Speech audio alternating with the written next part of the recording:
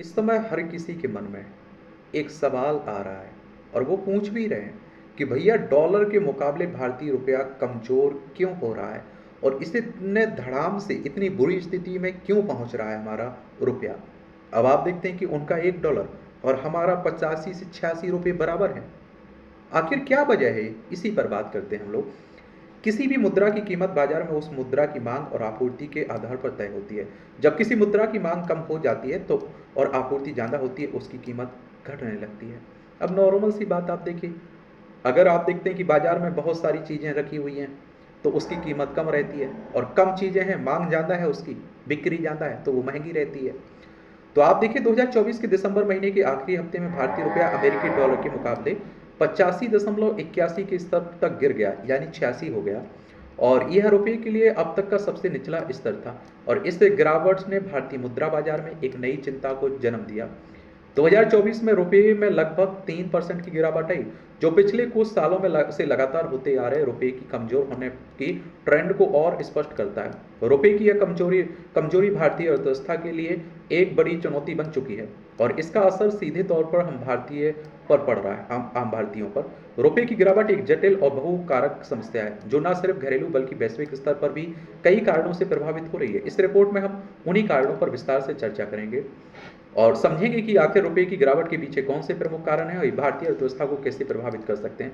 सबसे पहले हमें यह समझना होगा कि किसी भी मुद्रा की कीमत बाजार में उस मुद्रा की मांग और आपूर्ति के आधार पर तय होती है। जब किसी मुद्रा की मांग कम हो जाती है और आपूर्ति ज़्यादा होती है तो उसकी कीमत घटने लगती है। ठीक यही स्थिति भारतीय रुपये और अमेरिकी डॉलर के बीच हो रही है। जब भारतीय रुपये की मांग घटती है तो रुपये की कीमत गिरने लगती है, और यही हम देख रहे हैं। रुपये की कमजोरी के मुख्य कारण क्या है? तो रुपये की गिरावट को समझने के लिए हमें इस पर असर डालने वाली विभिन्न आर्थिक और वैश्विक कारकों का विश्लेषण करना होगा। विदेशी निवेशकों का पलायन। रुपये की गिरावट का एक बड़ा कारण विदेशी निवेशकों का भारत से रुपये पैसा निकालना है। दरअसल वैश्विक निवेश हमेशा ही सुरक्षित इन्वेस्टमेंट ऑप्शन के तलाश में रहते हैं।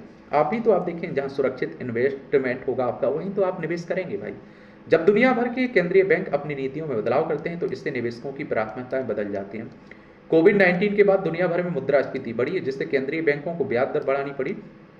अमेरिका जैसे विकसित देशों में उच्च ब्याज दरों के कारण निवेशकों का ध्यान अब वहां के बाजारों की ओर ज्यादा गया है।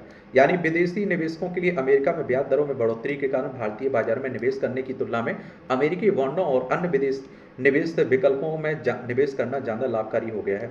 इसके परिणाम स्वरूप निवेशकों ने भारत से अपनी पूंजी निकाल ली, और जिसके कारण रुपए की आपूर्ति बढ़ी है, और इसका नतीजा रुपए की गिरावट के रूप में सामने आया है। डॉलर के मुकाबले रुपए कमजोर होने के मुख्य कारण। तो अमेरिकी बाजार में ब्याज दरें बढ़ने के कारण निवेशक भारतीय बाजारों में से पैसा निकाल कर अमेरिकी में निवेश कर रहे हैं। और दूसरा, आप देखते हैं कि भारत में मुद्रास्फीति ज़्यादा होने से रुपये की खरीद शक्ति कम हो रही है, जिससे उसकी कीमत गिर रही है। और इसमें आप देखें, जैसे भारत में उच्च मुद्रास्फीति, भारत में मुद्रास्फीति लगातार ऊंचे स्तर पर बनी है। इसका मुख्य कारण भारतीय रिजर्व बैंक की अपेक्षाकृत ढीली मौद्रिक नीति है। जब किसी देश में मुद्रास्फीति ज़्यादा होती है तो उसकी मुद्रा का मूल्य गिरता है, क्योंकि वस्तुएं महंगी हो जाती हैं, और इसके परिणाम स्वरूप उस देश की मुद्रा की खरीद शक्ति कमजोर हो जाती है।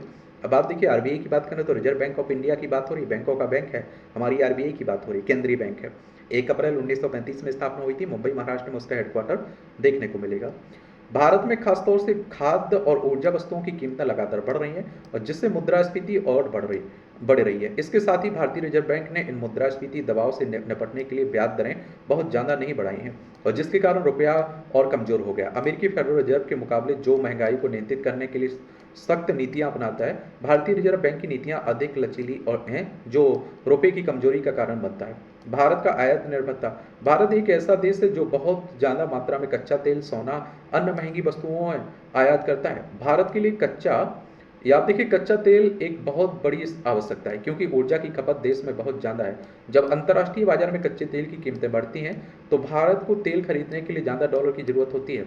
इससे डॉलर की मांग बढ़ती है और रुपये की कीमतों पर दबाव बढ़ता है। यही स्थिति सोने की भी है, जिसे भारतीय लोग पारंपरिक रूप से बहुत पसंद करते हैं। जब इन वस्तुओं का आयात बढ़ता है तो डॉलर की आपूर्ति बढ़ जाती है, लेकिन रुपये की आपूर्ति स्थिर रहती है, और जिससे रुपये की कीमत गिर जाती है। भारतीय रिजर्व बैंक का हस्तक्षेप।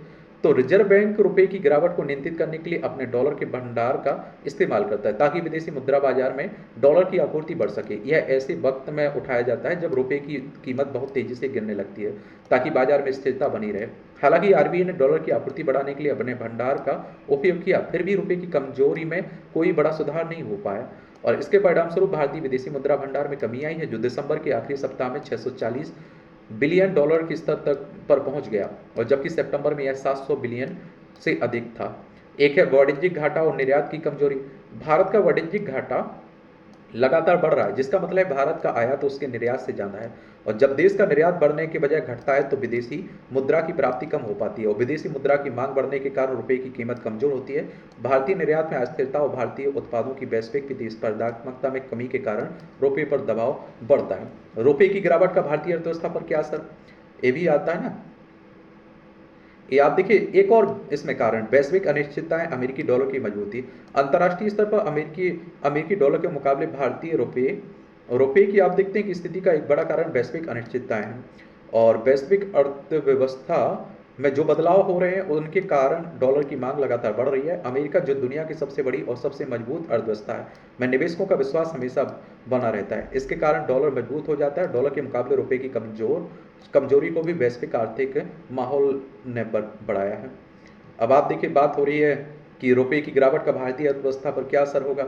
तो इसमें आप देखिए सवाल के जवाब में अर्थशास्त्री पटना यूनिवर्सिटी के प्रोफेसर सुनीता श्रीवास्तव कहती हैं कि रुपए की कमजोरी का भारतीय अर्थव्यवस्था पर गहरा असर पड़ता है। इस सबसे पहले आयात की लागत बढ़ने से मुद्रास्फीति और ज़्यादा बढ़ सकती है, जो आम जनता की जिंदगी को महंगा बना सकता है। इसके अलावा अगर रुपए की कमजोरी जारी रहती है तो विदेशी निवेशक और भी ज़्यादा पैसा निकाल सकेंगे और जिससे भारतीय बाजार में स्थिरता बढ़ सकती है। भारत के लिए सबसे बड़ी चुनौती रुपए की गिरावट को नियंत्रित करना और विदेशी निवेशकों का विश्वास फिर से हासिल करना होगा। इसके लिए भारतीय रिजर्व बैंक को अपनी मौद्रिक नीति में बदलाव करने और रुपए की स्थिति को स्थिर करने के लिए प्रभावी कदम उठाने की आवश्यकता हो सकती है। और आप देखते हैं कि ये सवाल है कि डॉलर के मुकाबले रुपए को कमजोर होने से कैसे रोका जा सकता है। अर्थशास्त्री सुनीता श्रीवास्तव ने इस सवाल के जवाब में बताया कि सबसे पहला कदम भारतीय रिजर्व बैंक को मौद्रिक नीति को सख्त करना होगा। ब्याज दरों में वृद्धि से निवेशकों का विश्वास बढ़ेगा, विदेशी पूंजी भारत में आएगी और जिससे रुपए की मांग बढ़ेगी। इसके साथ ही भारत सरकार को निर्यात बढ़ाने और आप देखते हैं कि आयात पर निरंतर करने की कोशिश करनी होगी। अगर भारत अपने निर्यात को बढ़ा पाता है तो विदेशी मुद्रा की प्राप्ति होगी और जो रुपये को मजबूत करेगा। विदेशी निवेशकों को आकर्षित करने के लिए भारत को अनुकूल नीतियों की जरूरत है। इससे भारतीय बाजार में निवेश बढ़ेगा, रुपये की स्थिरता में मदद मिलेगी। इसके अलावा रुपये की मूल्य को बनाए रखने के लिए भारतीय रिजर्व बैंक को आवश्यकता पड़ने पर धीरे धीरे हस्तक्षेप करना होगा, लेकिन बाजार को अपने हिसाब से स्थिर होने का मौका भी देना होगा। और इस तरह से आप देखेंगे जो रुपये की गिरावट देखने को मिल रही है ना, यही कारण है, यही वजह है। धन्यवाद। आप लोग क्या सोचते हैं, अपनी राय आप लोग दे सकते हैं, बता सकते हैं।